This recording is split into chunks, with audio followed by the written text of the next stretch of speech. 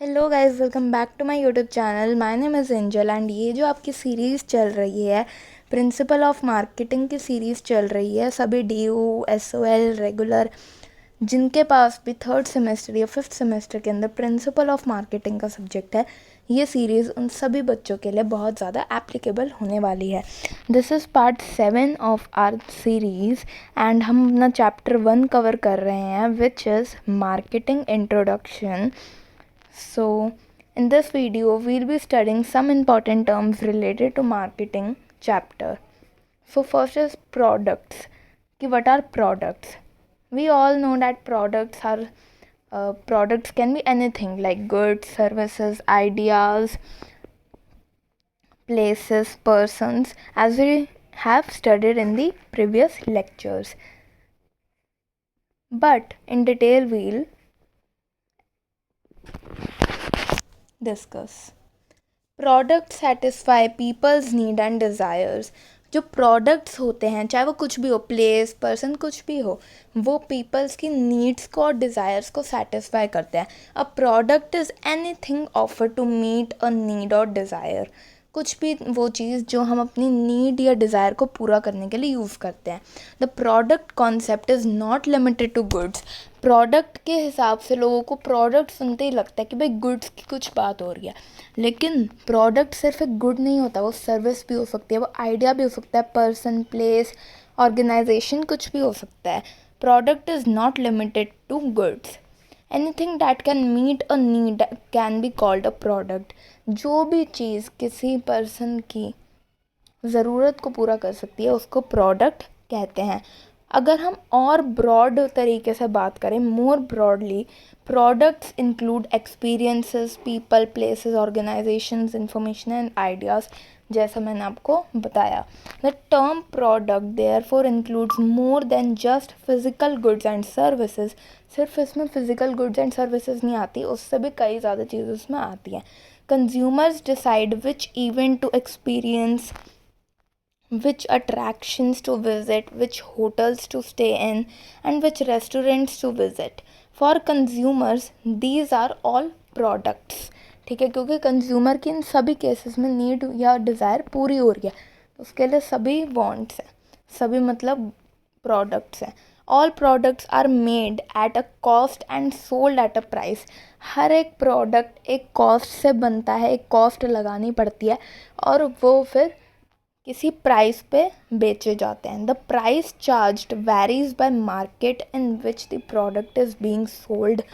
ठीक है, प्राइस कैसे कैसे डिटरमाइन होता है, चेंज कैसे होता है प्राइस, कि भाई कौन से मार्केट के अंदर वो प्रोडक्ट बिक रहा है। किसी महंगी जगह पे बिक रहा है तो महंगे रेट में बिकेगा, किसी सस्ती जगह में बिक रहा है तो सस्ता बिकेगा। कितनी क्वालिटी है उसकी, क्वालिटी अगर ज़्यादा अच्छी होएगी तो फिर महंगा बिकेगा, कम अच्छी होएगी तो सस्ता बिकेगा। मार्केटिंग टेक्निक कौन सी उसमें यूज़ की गई है, ठीक है। Marketing techniques will study further. And target segment, उसका टारगेट सेगमेंट क्या है, मतलब कि उसको कौन ख़रीद रहा है। अगर कोई अमीर बंदा ख़रीद रहा होगा तो दुकानदार उसे महंगे रेट में बेचेगा, क्योंकि उसे होगा कि इसकी जेब में ज़्यादा पैसे हैं। अगर कोई गरीब होगा तो वो उसको कम रेट में बेचेगा, क्योंकि उसको पता होगा इसके पास पैसे नहीं हैं। ठीक है, next is value, satisfaction and quality. ठीक है, इसमें हमें बताया जाएगा कि भाई कब और कैसे कंज्यूमर सेटिस्फाइड होता है। मतलब कि अगर कंज्यूमर को ये एक्सपेक्टेड था कि उसे 10 रुपये में 5 गोलगप्पे मिलेंगे, ठीक है, ये सबसे अच्छा एग्जांपल है। कंज्यूमर को ये एक्सपेक्टेड था कि 10 रुपये में उसे 5 गोलगप्पे तो मिल ही जाएंगे, बट उसको मिले 3 ही गोलगप्पे। ठीक है, तो इस केस में जितना उसने सोचा था उससे कम है जो उसको मिला, तो इसमें वो डिससेटिस्फाइड होएगा। ठीक है, और अगर उसे को लगा था कि 5 मिलेंगे एंड 5 ही मिले, तो इसमें वो सेटिस्फेक्शन होएगा उसको। और अगर उसने सोचा था 5 मिलेंगे 10 रुपये में, लेकिन उसे 7 गोलगप्पे मिल गए 10 रुपये में, तो इसमें वो डिलाइट में होगा। डिलाइट वो होता है कि भाई हमने जितना सोचा था उससे ज़्यादा हमको मिल गया, ठीक है, तो वो डिलाइट में होगा। ठीक है, अब डिटेल में पढ़ते हैं। The proportion of perceived advantages to price paid is how consumers define value. ठीक है, मतलब उसने जितने पैसे दिए, 10 रुपये के उसने जो पैसे दिए, उसके बदले में उसे जितने गोलगप्पे मिले, उससे वो वैल्यू डिफाइन करता है। Customers will access benefits based on how much a product allows them to satisfy their needs. Customers also access how well a product's benefits enhance their own well-being when compared with the benefits provided by rivals offering. मतलब कि जो customer होता है वो ये भी देखता है कि मेरे को इस दुकान ने कितना दिया और इसके जो कॉम्पिटिटिव मार्केट्स हैं उन्होंने कितना दिया। जैसे दो अगर मेरे पास गोलगप्पे वाले हैं, एक गोलगप्पे वाला ए और एक गोलगप्पे बी, ठीक है, तो ए वाले ने मुझे 10 रुपये में 7 गोलगप्पे खिलाए और बी वाले ने मुझे 10 रुपये में 10 गोलगप्पे खिलाए। ठीक है, तो ऐसे में जो 7 गोलगप्पे खिला रहा है उसको देखना पड़ेगा कि भाई बी जो है उसका जो राइवल है, जो उसका दुश्मन है, राइवल कहते हैं दुश्मन को, ठीक है, तो वो क्या कर रहा है।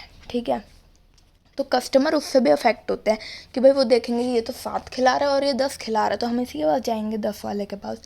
ठीक है, तो कस्टमर परसीव्ड वैल्यू की जितनी उसको वैल्यू मिली is equal to benefits deriving from a product या कॉस्ट। मतलब कि उसने अगर 10 रुपये दिए तो वो हो गई उसकी कस्टमर परसीव्ड वैल्यू, और बेनिफिट कितने का मिला, 7 गोलगप्पे का है 10 गोलगप्पे का, तो वो हो गया benefits deriving from a product.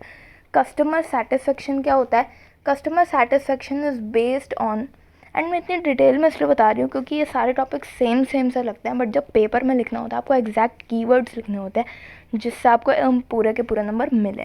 ठीक है, कुछ बच्चे क्या करते हैं, कुछ भी कहानी बना के लिखाते हैं, लेकिन नहीं, आपको एग्जैक्ट कीवर्ड्स लिखने पड़ेंगे वरना आपको नंबर नहीं मिलेंगे।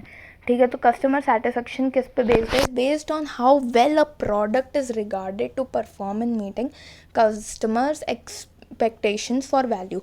ठीक है, जितने उसने पैसे पे करे हैं कस्टमर ने, उसके हिसाब से जो प्रोडक्ट है वो कितना खड़ा उतर रहा है। ठीक है, तो उसको कहते हैं कस्टमर सेटिस्फेक्शन।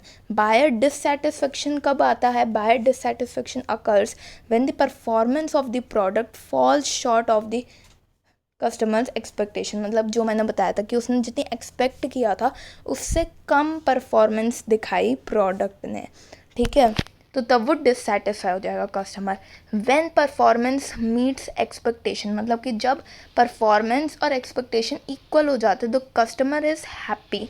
हैप्पी मतलब सेटिस्फाइड होता है। अगर उसने अगर सोचा था 10 में 5 मिलेंगे और 5 ही मिले तो he will be happy and satisfied. Whenever performance meets और सरपासेस एक्सपेक्टेशन, कि भाई उसने सोचा था 10 में 5 गोलगप्पे मिलेंगे लेकिन 7 मिल गए। ठीक है, एक्सपेक्टेशन से भी ज़्यादा मिल गया। ठीक है, तो कस्टमर इज़ डिलाइटेड, मतलब कि वो डिलाइट में होगा, जो मैंने समझाया। स्मार्ट बिजनेसेस क्या करते हैं ना, वो प्रॉमिस करते हैं, कम प्रॉमिस करते हैं वो अपने कस्टमर्स को, लेकिन दे ज़्यादा देते हैं जिससे कस्टमर हमेशा डिलाइट में रहे और हमेशा उनसे ही ख़रीदे। ठीक है, जैसे हम नहीं करते हैं अपने पेरेंट्स से, हम कहते हैं, मम्मी पूछती है कितने नंबर आ जाएंगे, अगर 20 का टेस्ट है तो हम बोलते हैं कि भाई 11 नंबर तो आ ही जाएंगे। ठीक है, जबकि हमें पता है कि हम 16 नंबर आ जाएं या 17 नंबर आ जाए इतने का करके आए हैं, लेकिन हम क्या बता रहे हैं, मम्मी को एडवांस में कम नंबर बता रहे हैं, 11 नंबर बता रहे हैं, जिससे कि जब 16 या 17 नंबर आए तो मम्मी डिलाइट में हो। ठीक है, तो जो हाईली सेटिस्फाइड कंज्यूमर्स होते हैं उनके बहुत चांसेस होते हैं कि वो फिर से हमारी ही दुकान से गुड्स खरीदेंगे और प्राइस सेंसिटिव नहीं बनेंगे। ठीक है, कि मतलब थोड़ा सा भी प्राइस अगर हमने बढ़ा दिया तो फिर उसी में कहीं और किसी और की दुकान पर चले जाएंगे, नहीं। ठीक है, to be around longer, long term के लिए हमारे कस्टमर बने रहते हैं, and to recommend business and its goods to other, और दूसरों को भी हमारे गुड्स के बारे में बताते हैं, हमारी दुकान के बारे में बताते हैं, जिससे हमारे और भी फ़ायदा होता है और भी कस्टमर्स आते हैं। ठीक है, next is customer expectations are based on prior purchasing experience. Customer की जो एक्सपेक्टेशन होती है वो प्रायर परचेजिंग एक्सपीरियंस होती है कि भाई पहले भी कुछ ख़रीदा था, तो उसी से थोड़ा उनको आइडिया आता है ना कि भाई इतने पैसे दे रहे हैं तो इतने में ये चीज़ तो हमें मिल ही जानी चाहिए। फ्रेंड्स या फैमिली के रिकमेंडेशन से वो अपनी एक्सपेक्टेशन बनाते हैं कि भाई उसने बोला था बहुत अच्छा है तो फिर ये अच्छी होगी दुकान, ठीक है। एंड मार्केट के डेटा से और इन्फॉर्मेशन से, जैसे जो कंपनियां वो अपना डेटा और अपनी सारी चीज़ों का रिकॉर्ड्स भी डालती रहती है ना सोशल मीडिया प्लेटफॉर्म्स पे, तो फिर उससे भी हमें पता चलता है, ठीक है। The appropriate level of expectations must be carefully set by marketers, मतलब कि मार्केटर्स को एक appropriate level of expectation set करनी चाहिए, ठीक है। If they set expectation too low, ठीक है, अगर वो उस एक्सपेक्टेशन जो है उसको बहुत कम सेट कर देंगे तो दे मे सेटिस्फाई एग्जिस्टिंग कस्टमर्स, वो शायद एग्जिस्टिंग कस्टमर्स को सेटिस्फाई कर पाएंगे, बट फेल हो जाएंगे नए कस्टमर्स को अट्रैक्ट करने में, क्योंकि भाई कस्टमर देखेगा ना कि भाई इसमें तो एक्सपेक्टेशन ही इतनी कम है। जब मान लो मुझे 10 रुपये में सिर्फ 2 गोलगप्पे मिल रहे हैं, तो मैं देखूँगी भाई 10 रुपये में सिर्फ 2 गोलगप्पे मिल रहे हैं तो मैं लूँगी ही नहीं, ठीक है। Customers will surely be dissatisfied if the marketer set unrealistic expectation। अगर मैंने अनरियलिस्टिक कर दी कि भाई 10 में 20 गोलगप्पे, 10 रुपये में 20 गोलगप्पे खिला रही हूँ, तो फिर उसको भाई अनरियलिस्टिक एक्सपेक्टेशन हो जाएगी और उसमें भी वो डिससेटिस्फाइड होगा। Most of today's most successful companies are raising expectation, जो आज की सक्सेसफुल कंपनीज हैं वो रेज कर रही है एक्सपेक्टेशन और डिलीवरिंग कर रही है performance to match those expectation, और जितनी एक्सपेक्टेशन सेट कर रही हैं उतना ही बढ़िया क्वालिटी का प्रोडक्ट क्या कहते हैं दे रही हैं मैच करने के लिए उन एक्सपेक्टेशंस को। Now next is quality. Quality is defined as freedom from defects. Quality वो होता है कि भाई क्वालिटी इज़ अ थिंग कि भाई प्रोडक्ट अच्छा होगा, डिफेक्टेड नहीं होगा, ठीक है। It is directly related to performance of a good and services की परफॉर्मेंस अच्छी होएगी, सर्विस अच्छी मिलेगी क्वालिटी का है तो। When the product is of good quality it will perform the task nicely and customer will gain a high level of satisfaction. अगर product की क्वालिटी अच्छी होगी वो अच्छे से काम करेगा और कस्टमर को अच्छी सेटिस्फेक्शन देगा।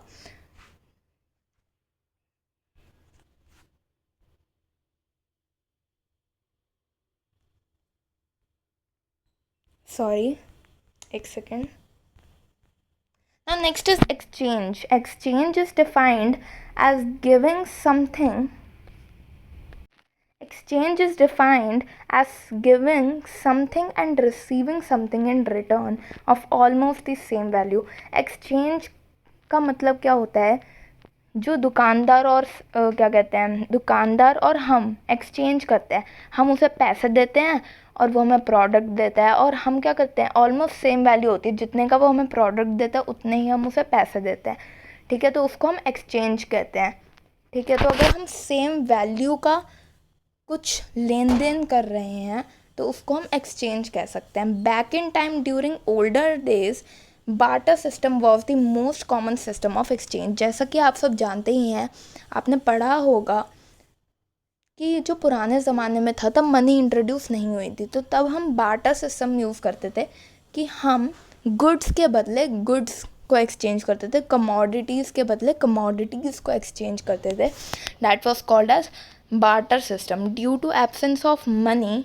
कॉइन्स एंड नोट्स, जैसा मैंने बताया तब मनी नहीं थी, people use to exchange goods for goods, grains for milk, animals for clothes etcetera, ठीक है। मतलब ना गुड्स के बदले गुड्स, जैसे मुझे अगर दूध चाहिए और सामने वाले को ग्रेन्स चाहिए तो हम दोनों एक्सचेंज कर लेते थे, लेकिन इसमें बहुत ज़्यादा दिक्कत आती थी। एक तो ये दिक्कत आती थी कि मुझे ढूंढना पड़ेगा अब किसी आदमी को कि भाई जिसको दूध चाहिए और उसके पास ग्रेन्स हो, मुझे ढूंढना पड़ेगा, कितनी कम पॉसिबिलिटी है कि भाई मिले, ठीक है। लेकिन अब तो कितना अच्छा कि मैं मनी से एक्सचेंज होता है, मैं दूध दूंगी, पैसे लूँगी और पैसे फिर ग्रेन वाले को देके उससे ग्रेन ले लूँगी, ठीक है। In modern times every good has a defined value in terms of money. Modern time में अब मनी आ गई है तो हर एक चीज़ की एक डिफाइंड वैल्यू है मनी के टर्म्स में। That is a monetary value, so people pay money and obtain what they need. A fair exchange emerges when both parties are happy with the outcomes of exchange. एक fair exchange उसको कहते हैं कि भाई मैंने दूध खरीदा और पैसे दिए, ठीक है, और मैं उससे सेटिस्फाइड हूँ कि भाई मैंने मेरे को जितने का दूध मिला उतने ही मैंने पैसे दिए, I am happy with that, ठीक है। तो उसको कहते हैं fair exchange. In a market-based economy, it is assumed that each party can choose whether or not to enter into an exchange with your opponent. मतलब एक मार्केट बेस्ड इकोनॉमी के अंदर ये अज्यूम किया जाता है, ये माना जाता है कि जो दोनों पार्टीज़ हैं उनकी खुद की मर्ज़ी है कि वो एक्सचेंज में आना चाहती है, एक दूसरे के साथ अपनी कमोडिटीज़ एक्सचेंज करना चाहती हैं, चीज़ें एक्सचेंज करना चाहती है या नहीं. Each party is also free to choose among a large number of potential partners. मतलब कि दुकान के अंदर जो मार्केट है उसके अंदर लाखों दुकानदार है, मेरी मर्ज़ी है मैं किससे सामान ख़रीदना चाहती हूँ, किससे नहीं ख़रीदना चाहती. Marketing helps to create an environment where exchange can take place. Marketing help करता है एक एनवायरनमेंट बनाने में जहाँ पे हम एक्सचेंज करते हैं. Exchange can only take place. Exchange होने के लिए, एक्सचेंज करने के लिए कुछ कंडीशंस होनी चाहिए. Any type of exchange must involve at least 2 parties. कम से कम 2 पार्टीज़ होनी ही चाहिए, तभी वो अपने चीज़ें एक्सचेंज कर पाएंगी. Both the party should have common interest. उन दोनों का कॉमन इंटरेस्ट होना चाहिए. Each party must be willing to have an exchange with other party. दोनों का मन होना चाहिए कि वो एक दूसरे से अपनी चीज़ें एक्सचेंज करना चाहती हैं. Each party must be completely released from any obligation to accept और डिक्लाइन द ऑफर. हर किसी पार्टी के पास ये राइट होना चाहिए कि अगर उसको चीज़ खरीदनी है तो वो खरीदे, वरना नहीं खरीदनी तो ना खरीदे. उसके ऊपर कोई ऑब्लिगेशन ना हो, कोई बोझ ना डाला हुआ हो उसके ऊपर. Each party must be able to communicate and deliver products in accordance with the requirements of the other party. हर एक पार्टी की ऐसी एबिलिटी होनी चाहिए कि वो कम्युनिकेट कर पाए और डिलीवर कर पाए प्रोडक्ट्स जैसे सामने वाली पार्टी ने मांगे हैं. ठीक है. Next and the last term is markets. What is market? The term market is traditionally used to describe the place where people or buyers shop. ठीक है. मार्केट को ओल्डर टाइम में क्या मानते थे, ऐसा प्लेस कहते थे जहाँ पे पीपल या फिर जो बायर है वो खरीदता है. Here vendors meet customers. यहाँ पे जो दुकानदार हैं वो कस्टमर से मिलते थे गुड्स और सर्विसेज को एक्सचेंज करने के लिए, जैसे कि एक vegetable market. But here a market can be defined as the set of actual and potential buyers of a particular product or service. लेकिन यहाँ पे मॉडर्न टाइम पे हम डिफ़ाइन कर सकते हैं मार्केट को कि एक जगह है जहाँ पे एक्चुअल और पोटेंशियल बायर जो ख़रीद सकते हैं, जो डिमांड क्रिएट कर सकते हैं, वो प्रोडक्ट और सर्विस को एक्सचेंज करते हैं. For creating these relationships marketers को कुछ फंक्शंस करने पड़ते हैं. मार्केट के अंदर जो मार्केटर्स होते हैं उनको कुछ फंक्शंस परफॉर्म करने पड़ते हैं. वो क्या होता है? Searching for buyers and there needs. पहले तो देखना पड़ेगा कि भाई कौन हमसे प्रोडक्ट ख़रीदना चाहता है और उसकी नीड क्या है, उसके हिसाब से उसको बेचेंगे. डिज़ाइनिंग यूज़फुल मार्केट ऑफरिंग्स और प्रोडक्ट्स. फिर बायर देख लिया कि भाई बायर की ये नीड है और बायर मिल गया उसको, तो अब देखेगा कि भाई उसको शूज़ चाहिए. अगर किसी को शूज़ चाहिए बायर को और तुम उसको क्या दे रहे हो, जीन्स दे रहे हो, तो वो ले लेगा. तो उसको जो चाहिए तुम वो दो. ठीक है. फिर करोगे सेटिंग प्राइसेस फॉर देम. अब तुमने शूज़ लिया है, अब उनका प्राइस भी तो कुछ सेट करोगे कि भाई इतने प्राइस में मैं तुम्हें दूंगा. ठीक है. प्रमोट करो उनको कि भाई इतने अच्छे जूते हैं, इतनी अच्छी क्वालिटी है, ख़राब नहीं होते, फटते नहीं है. ठीक है. Function of warehousing. और बाकी का जो बचा हुआ अपना सामान है उसको वेयर हाउसिंग में स्टोर करके रखो. और जिसने भी कस्टमर ने ऑर्डर दिया है उसको डिलीवर करो उसके जैसे घर पे वो प्रोडक्ट को और या फिर सर्विस को. Activities such as customer research, product development, communication, distribution, pricing, service must stay ahead of the competitors in the market. मतलब कि ये सारी चीज़ें आपको जो आपका कॉम्पिटिटर है मार्केट के अंदर उससे आगे ले जाती हैं. अगर आप कंज्यूमर की रिसर्च करते हो, प्रोडक्ट को अपने डेवलप करते हो, बाकी सारी ये चीज़ें करते हो. तो the size of a market depend on 3 things. जो आपका साइज़ होता है मार्केट का वो 3 चीज़ों पे डिपेंड करता है. The number of people who demonstrate the need. ठीक है. कि कितने लोग हैं जो आपका प्रोडक्ट ख़रीद रहे हैं. ठीक है, कितनी डिमांड है आपके प्रोडक्ट की, have resources to take part in an exchange, कि आपके पास रिसोर्सेज हैं प्रोडक्ट को बनाने के, ठीक है, and are willing to exchange these resources for what they want. और वो जो बायर है वो आपको जितने पैसे दे रहा है उतने में आप उसको गुड देने के लिए रेडी हो, ठीक है। तो ये डिटरमाइन करता है साइज ऑफ अ मार्केट। अब ये हमारा नोट आ गया मार्केटिंग मायोपिया, इसको भी पढ़ लेते हैं। मार्केटिंग मायोपिया क्या है? एक narrow minded inward looking approach है to marketing that prioritises meeting the urgent needs of the business over marketing from the perspective of the customer. मतलब कि ये क्या करता है, ये प्रायोरिटी देता है कि भाई किसी भी बिजनेस को अपने अर्जेंट नीड्स को पहले मीट करना चाहिए बिजनेस की, बाद में अपने कंज्यूमर की पर्सपेक्टिव को देखना चाहिए। Marketing myopia is exemplified by a company that focuses on creating high quality items for consumers who only care about pricing and ignore quality। ठीक है, जो मार्केटिंग मायोपिया है उसको वो कंपनी फॉलो नहीं करती जो ये इस चीज़ पर फोकस करती है कि वो हाई क्वालिटी आइटम बनाएगी कंज्यूमर्स के लिए, जो सिर्फ प्राइसिंग पे ध्यान देती है और इग्नोर करती है क्वालिटी को। Mismatch in the expectation of the producer and consumer creates the situation. जब प्रोड्यूसर कुछ और बना रहा है और कंज्यूमर कुछ और चाहता है, ठीक है, तो तब इस मिसमैच की वजह से क्रिएट होती है मार्केटिंग मायोपिया की situation. Many companies have lost their market share because of this. बहुत सारी कंपनीज ने अपना मार्केट शेयर इस अप्रोच को फॉलो करने से खो दिया है। जैसे Nokia losing its marketing share to Android and iOS। उसने क्यों खो दिया? नोकिया पहले बहुत फेमस फ़ोन हो गया था। एक टाइम पे आपको पता होगा नोकिया बहुत फेमस फ़ोन का ब्रांड था, बट नोकिया ने क्या किया, सारे के सारे बाकी ब्रांड्स समय के साथ चल के अपने प्रोडक्ट को डेवलप कर रहे थे। वो टच स्क्रीन लेके आए, वो बाकी उन्होंने अपने प्रोडक्ट में डेवलपमेंट करी, लेकिन नोकिया ने क्या कहा कि भाई मेरा प्रोडक्ट तो बहुत अच्छा है। वो कस्टमर के हिसाब से चला ही नहीं, उसने ये देखा ही नहीं कि कस्टमर को क्या चाहिए, उसकी क्या पर्सपेक्टिव है, उसकी क्या प्रेफरेंस है कस्टमर की, और उसने अपनी चलाई। इसलिए आज देखो नोकिया पहले बहुत फेमस था लेकिन आज इतना फेमस नहीं है। नोकिया कुछ कुछ लोगों के पास ही आपको दिखेगा, ज़्यादातर लोग आईफोन या फिर सैमसंग इन्हीं फ़ोन्स को यूज़ करते हैं। And if you like this video so please like share comment and subscribe to my YouTube channel. And ये हमारी इंपॉर्टेंट टर्म्स की वीडियो यहीं